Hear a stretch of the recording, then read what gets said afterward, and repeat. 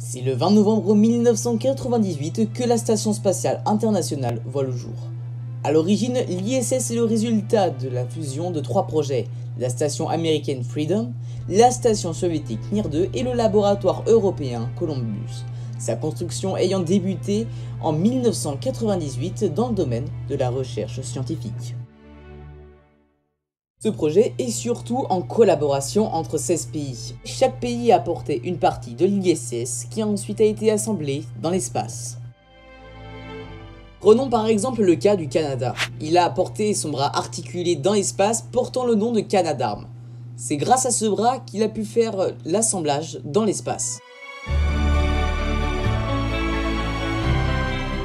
Ce qu'il faut savoir aussi de l'ISS, c'est qu'elle pèse environ 277 tonnes, orbitant à environ 325 km d'altitude avec une vitesse de 28 000 km/h. La Station Spatiale Internationale coûte environ 150 milliards de dollars. 150 milliards de dollars. C'est énorme. Moi, en Lego, je l'ai eu quand même pour 80 balles. C'est juste incroyable. Bref, on continue. La Station Spatiale Internationale joue un rôle primordial sur l'humanité car en effet, il sert tout simplement à préserver notre futur tout en étudiant le comportement humain dans l'espace.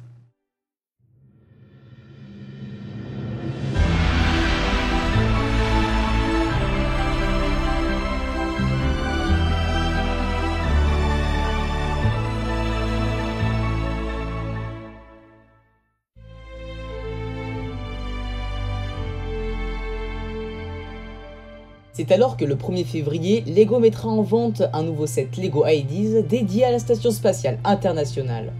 Fait par le designer Christophe Rudge, plus de 10 000 votes ont été sélectionnés pour ce set Lego. Et salut tout le monde, j'espère que vous allez bien. Aujourd'hui, nous allons faire la review du set 21321, la Station Spatiale Internationale en Lego.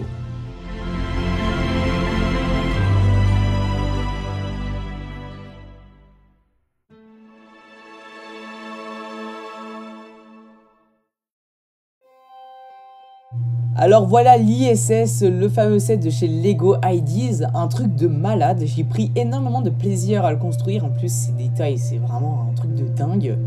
On peut vraiment bien voir ces panneaux solaires parce que franchement, c'est ce qu'on reconnaît le plus chez l'ISS. Donc c'est ces grands panneaux solaires qui sont sur les côtés et qui permettent de, tout simplement d'alimenter la Station Spatiale Internationale.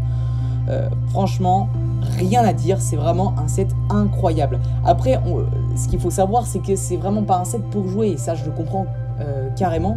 C'est vraiment un set d'exposition, si je puis dire, parce que sur le set, c'est écrit bien plus de 16 ans, donc plus de 16 ans, et on peut voir que c'est vraiment un set d'exposition, et surtout pour pas trop jouer.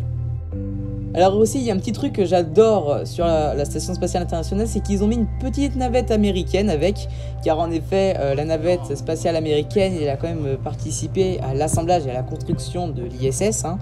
Et franchement, je suis super content d'avoir mis, on va pas se mentir, il est super mignon, il est tout petit, même la technique de montage derrière avec les propulseurs, ils ont bien fait, franchement, ils ont bien fait, et ils ont bien fait de l'ajouter.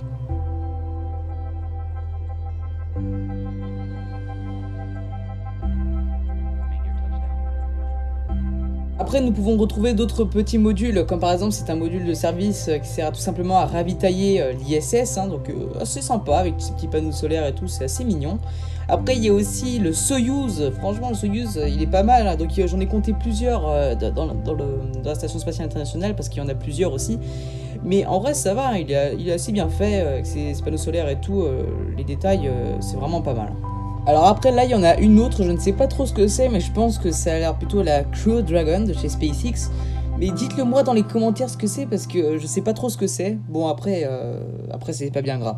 Bon, après, on passe directement aux astronautes. Donc, ils sont assez petits, ça fait bizarre de voir des astronautes de cette taille. J'en ai jamais vu surtout. Mais je trouve qu'ils sont assez mignons, parce que contrairement à la vraie figurine, on peut voir que, n'empêche, c'est assez petit, n'empêche. Mais je pense que Lego ont voulu choisir cette taille de figurine pour que tout simplement ça soit à peu près proportionné par rapport à l'ISS et tout ça. Mais sinon, c'est vraiment pas mal.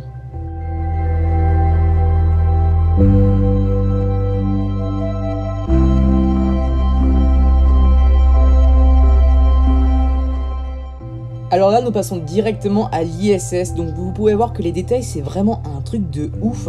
Donc le designer, il a vraiment bien réussi ce set. Donc franchement, je le félicite. On peut même apercevoir le petit bras du Canada, hein, donc le Canadarm. Il est assez facile à articuler et tout, c'est assez sympa, on peut dire que c'est assez sympa.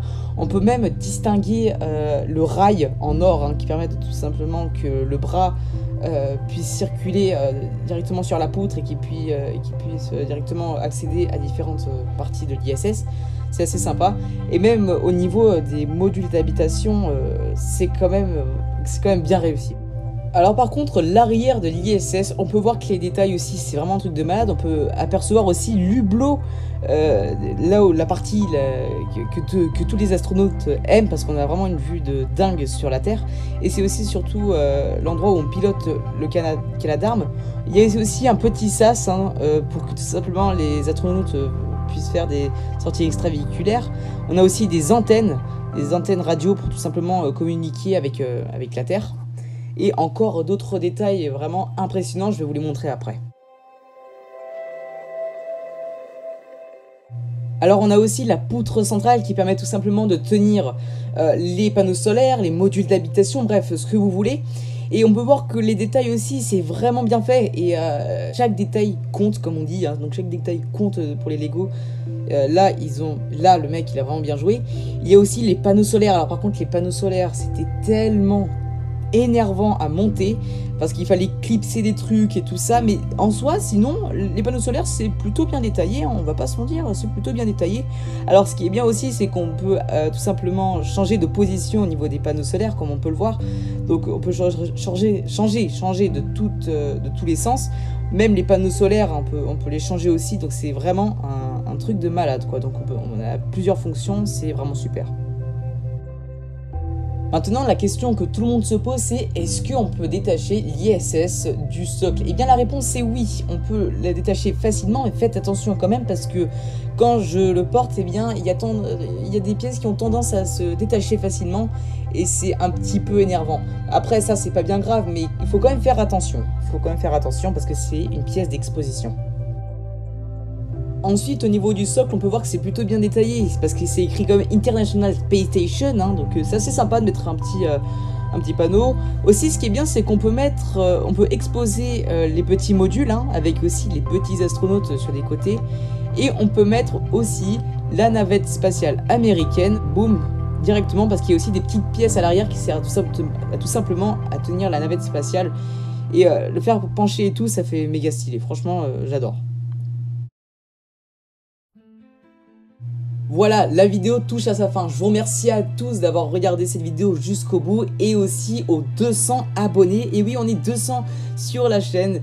Je suis vraiment trop content. Donc, je vous remercie tous pour ce joli petit cadeau de Noël. Hein. Donc, si vous voulez vous abonner, vous pouvez en toute évidence cliquer sur le gros bouton rouge tout en activant la cloche de notification. Commenter, puis partager la vidéo. Donc, ça sera bon pour mon référencement. Tandis que moi, je vous dis à très vite pour de prochaines vidéos. Allez, salut!